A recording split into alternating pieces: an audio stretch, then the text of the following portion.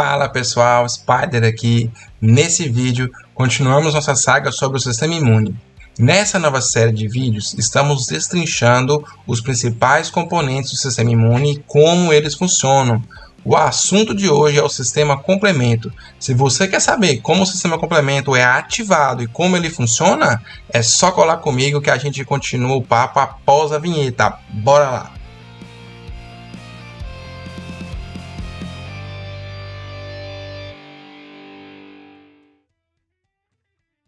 Bom, então a gente está aqui agora para falar dos mecanismos efetores dessa via das lectinas, e uma coisa vai ser característica dessa via das lectinas. É como eu sempre falo, né? É igual, só muda que é diferente.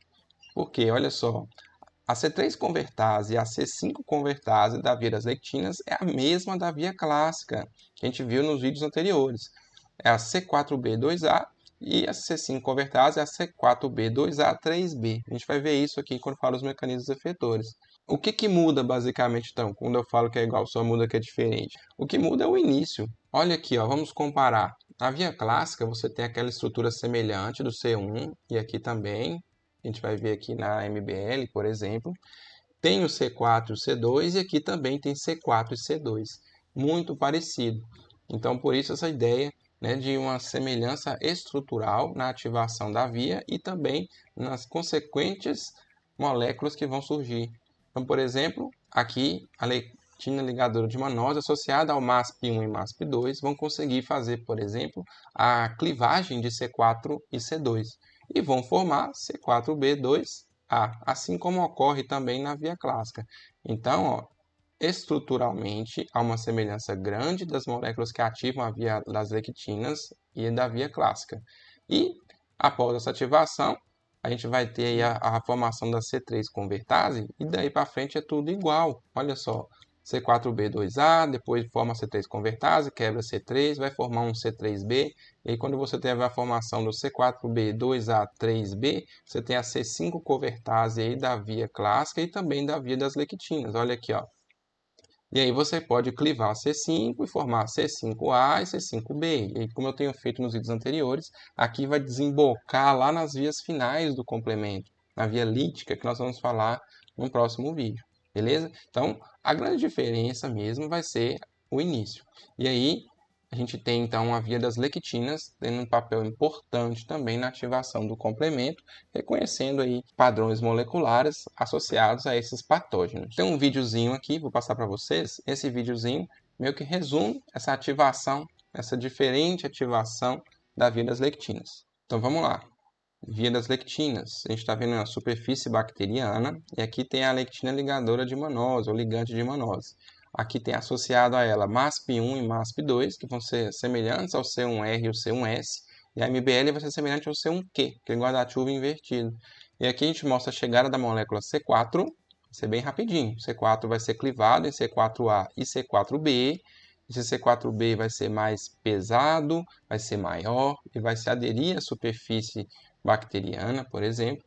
E aí você tem a chegada da molécula C2. A molécula C2 vai ser clivada também em C2A e C2B, sendo que aqui no caso o C2A é que vai se ligar à superfície bacteriana e se ligar também ao C4B.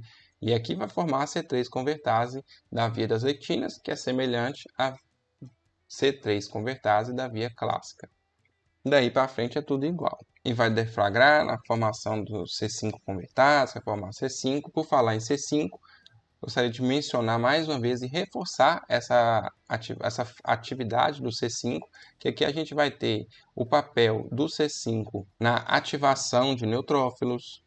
Ele também estimula a adesão de neutrófilos, aquele papel que nós chamamos de molécula recrutadora, né, de células para um processo inflamatório.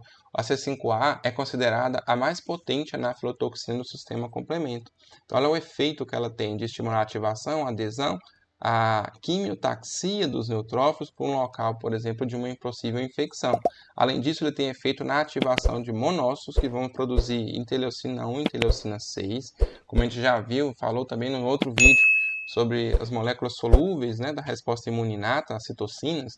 Essas duas citocinas são muito características de processos inflamatórios, elas são pró-inflamatórias, inclusive associadas com processos de febre, por exemplo. Além disso, o C5A também age nos mastócitos, que são células sentinelas, né, que a gente vai falar um pouco mais delas em outros vídeos, mas que tem um papel importante ao serem ativados na deflagração aí de mediadores inflamatórios potentes, que vão ajudar, por exemplo, no processo de vasodilatação, aumento de permeabilidade vascular e potencializa essa atividade, inclusive dos próprios neutrófilos que a gente vê nesse vídeo. Então, o C5A tem esse papel importantíssimo aí, como a anaflotoxina, na estimulação dos processos inflamatórios. A gente vai ver isso, já tem um vídeo aqui falando um pouco sobre os mediadores inflamatórios, vou deixar o cardzinho para vocês, assim como a playlist também, vou deixar aqui para vocês, vocês podem clicar caso queiram ver sobre inflamação, tá? E aí a gente vai estudar lá nessa playlist aí os processos inflamatórios, como eles surgem, quais são os mecanismos, mas não é o tema desse vídeo. É importante lembrar que o C5A vai ser importante também nesse processo. Para finalizar, gente, deixei aqui um resuminho das vias do complemento, as vias de ativação, que eu já falei em vários vídeos, não é isso? Então tem a via clássica, a via da lectina, a via alternativa. Vamos lembrar lá, a via clássica é famosa, principalmente pela sua relação com a presença de anticorpos. Esses anticorpos vão permitir a ativação da molécula C1, e aí quando eu tiver o C1 na sua forma QRS aí ativado, eu vou ter a clivagem do C4 e do C2, formando C4A e C4B, C2A e C2B. O C4B vai se ligar com o C2A, e aí esses dois vão ser a C3 convertase da via clássica.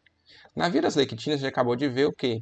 Que a MBL vai ser uma proteína que liga-se a polissacarídeos da membrana de bactérias, por exemplo, de fungos também, associada à proteína MASP, vai clivar C4 e C2, formando também C4B2A, que é a C3 convertase também das vias lectinas. Essa parte é comum nas duas vias, certo? Na via alternativa, também temos a ligação de C3B na superfície microbiana, tá? A partir da clivagem de C3 em C3A e C3B, lembrando que é uma clivagem, digamos, espontânea, e aí tem a atuação do fator D, que vai clivar o fator B em BA e BB, e aí o BB vai se ligar com esse C3B, formando o C3BBB, que é a C3 convertase da via alternativa. Essa C3 convertase da via alternativa faz o quê?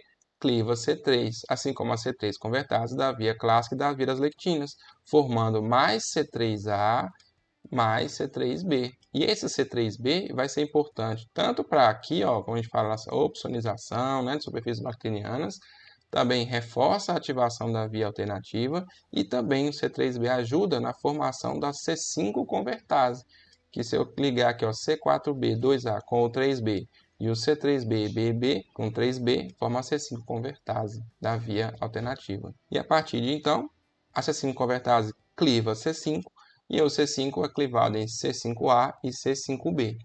O C5A, acabei de mencionar, é importante na aflatoxina, e o C5B vai deflagrar a via final do complemento, que nós vamos falar no próximo vídeo, beleza? Então aqui vai ter o C5B, C6, 7, 8 e 9, que vai formar uma estrutura chamada complexo de ataque à membrana, o MAC, que vai ser importante para a lise celular. Muito bem, pessoal, com isso a gente encerra as vias de ativação do sistema complemento. Mencionamos a via clássica, a via das lectinas, a via alternativa. E só o videozinho para complementar a via das lectinas aí e esse resuminho final, juntando todas as três vias no mecanismo complexo, já vale o seu like, já vale a sua inscrição. Se não está inscrito, inscreve no canal, confere se o sininho está ativado, para quando sair o próximo vídeo você está recebendo a notificação e poder acompanhar em primeira mão. Beleza? Conto com vocês e até o próximo vídeo. Um abraço.